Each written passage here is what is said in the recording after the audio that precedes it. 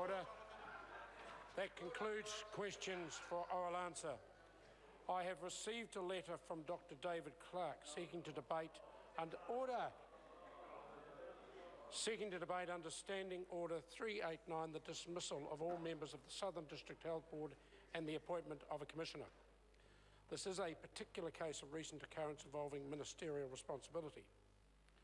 The dismissal of the Board and the appointment of a Commissioner were announced this morning. This is an important issue upon which debates have been held in the past. However, the Minister of Health has made a ministerial statement on the matter in the House today, and importantly, Dr Clark has had the opportunity to comment on it. On this basis, I am not convinced that I should set aside further business of the House today. The application is therefore declined. Would some honourable member care to move that the House take note of miscellaneous business? Thank you, Mr Speaker. It all started so well. The freshly elected government came in, Bill English went to John Key and said, we've got to do something. We've got to do something for the poor and the indigent and the hard up who we've done nothing for so long. So we turned up there and said, what about relief of poverty? Yep, we'll do that. What about the poor people in MB who need a big screen and a new reception desk? That was ticked off as well. What about trade deals for the Middle East? We've got one little farm in the middle of a desert with no sheep on it. Yeah, we'll tick that off as well. And then they came to housing. Because they've run the housing stock down. They've got people living in poor quality housing. And Bill English said, please, we've got to do something about housing. And the Prime Minister, John Key, because he doesn't like to think little, he said, yep, we'll go big on housing. And we won't have one minister, we'll have 3 ministers and half a dozen associates if we have to have them. And so we will make housing the centrepiece of our government for the foreseeable future. And then they appointed Nick Smith to run the program. And that's where it all started to unravel. That's where it started to unravel, Mr Speaker, because Nick Smith was left in charge of the most pressing housing issues. Out of control Auckland housing prices, poor quality rentals, a whole range of things. He was given the job of fixing it all up. And so he started. He had ignored the problem for several months to begin with, pressed repeatedly by members of the opposition. What are you doing about out-of-control house prices? What crisis of Auckland house prices? There isn't one. What's the matter with them? Somebody can afford the house, he said. Somebody can afford expensive houses. Oh, they're all affordable, he said. Then he was pressed into actually having to do something. Desperation turned to panic, and he hasn't stopped panicking since. So that's where he's now stuck. He signed up councils for special housing areas. That was a couple of years ago they did that. Thousands of houses promised. The Prime Minister said yesterday, 8,500 houses built, and then he found the truth. 170.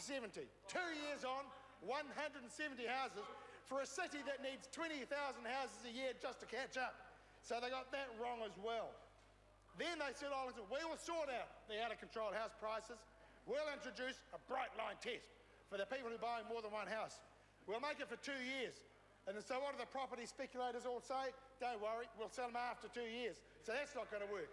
Then they said, okay, we accept that non-resident foreign buyers are a problem, so we'll give them a couple of hurdles to leap, and that'll get them out of the market. But the 2 hurdles were having a bank account in New Zealand and an IRD number. They can just about get them online. That's no hurdle at all. Then they got to the serious end of the business. They finally accepted they had to build more houses more quickly. Housing supply. And not just any houses. They had to be affordable. Let's give them that. They understood they had to build affordable housing. So Nick Smith stumbled on the idea of a state-led house building program, and he hasn't stopped stumbling since. A whole number of missteps and mishaps unfortunately occurred to this Minister of Outstanding Achievements. It didn't help that the plan was leaked. Well, the plan leaks. The leaks happen. We all know that. Then they announced there was 500 hectares. Remember, 500 hectares. We've got land to burn. We're going to build houses like you haven't seen before.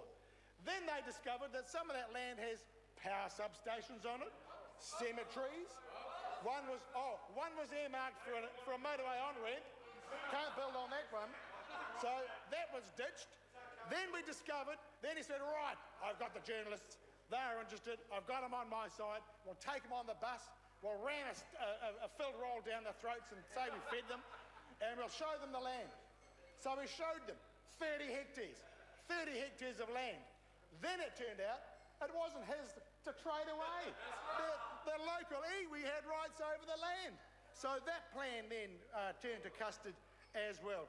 Then he denied that the iwi had any rights at all, told the Prime Minister, no Prime Minister, they have no rights at all, at the same time as going around to the iwi saying, we'll give you first right of refusal.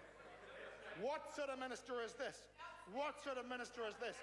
And so they had to concede, listen, it was all just a guesstimate, it's all just a concept plan, we're not really sure what we're doing, we don't know what's going to go, but he does have one redeeming quality, Nick Smith. He is a man of great foresight. And seeing his fate as a minister, he recently went with Maurice Williamson, he went bush, and he started playing like a possum and like roadkill. And there he is, in his natural habitat, roadkill. That's our Minister of Building and Housing. It was time. The first line in that speech was, it all started The question so is well. the motion be agreed to. The Honourable Dr. Jonathan The Collins. first line in that speech was, it all started so well. And in the end, that is the line that's going to sum up Andrew Little's leadership, because that was a pathetic speech. And if you're a Labor supporter out there watching on TV, you will be deeply disappointed. That man is the leader of the Labor Party, and no way was that a Labor Party leader's speech. And those guys over there, they know it. You know, there's a lot going on today. There's some big stuff. But what's Labor focusing on? The minutiae, the stuff that nobody cares about. Okay, housing's very important. No question about that. Don't forget, Andrew Little, he is opposed to a capital gains tax. So what does that mean for their caucus? Do you think David Parker, David Cunliffe are going to fall in behind him?